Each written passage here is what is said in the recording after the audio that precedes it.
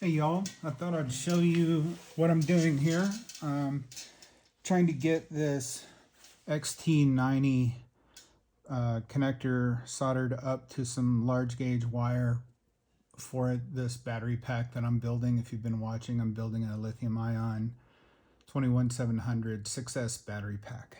And about to do this, and I thought, hey, you know what? Let me video it because there's some people who might need to do this or want to see how I do it. And so here you go. So I've got it set up on my OmniFixo. Love this, especially for someone that shakes like me.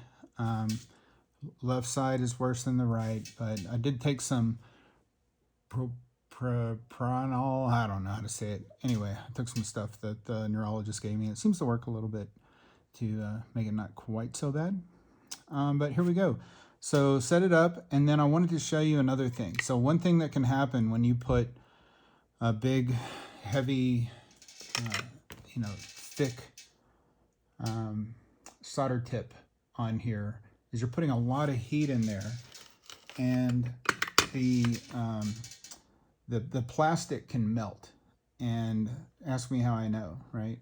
And so what can happen is you will heat it up, you'll get all your solder on there, and then this metal ferrule or whatever you want to call it, this connector, will start to melt and dip down or up, and it'll get out of alignment from the center of the connector like these are.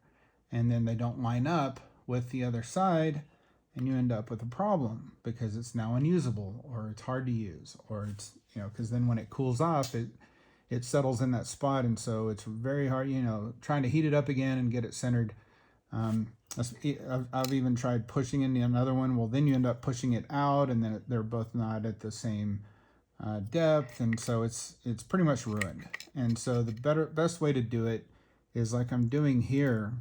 You want to get your soldering iron really nice and hot, and I will load it up with some solder here in a second.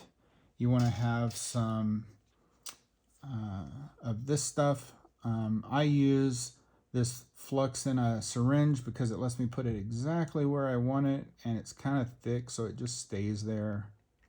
And the flux is what really helps it go faster.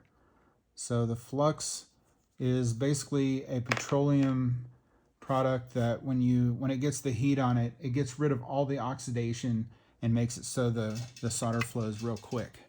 And so I like to get a little bit of solder here on the tip, and then start putting the iron in here. But what do I need to do first? I need to plug this in, because by plugging this in, not only does it keep those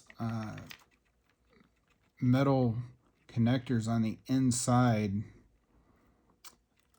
aligned, but it gives somewhere for the heat to go. It gives a bigger thermal mass for that heat to go there. And let's just get some of that on the inside. There we go. Okay, you'll notice I've already put my shrink wrap on the wire back here. You don't want your shrink wrap too close because the heat can, the heat is going to travel up this conductor towards your shrink wrap, and it can cause it to shrink prematurely. And you never want to have premature shrinkage. Premature shrinkage. So put that on there. And then once it starts to heat up and you see it going into the metal that you're trying to solder, you just feed it in there. You don't feed it into your iron. You feed it onto the metal, because that's where you want it to go.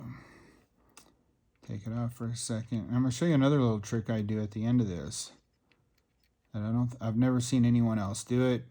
I don't know. I'm sure it's not NASA approved. Apparently they're the experts on soldering. That's got a nice little dip right there. Now let's cool all this off. This is a canned air, and as far as I'm concerned, this is an amazing way to quickly cool down this plastic.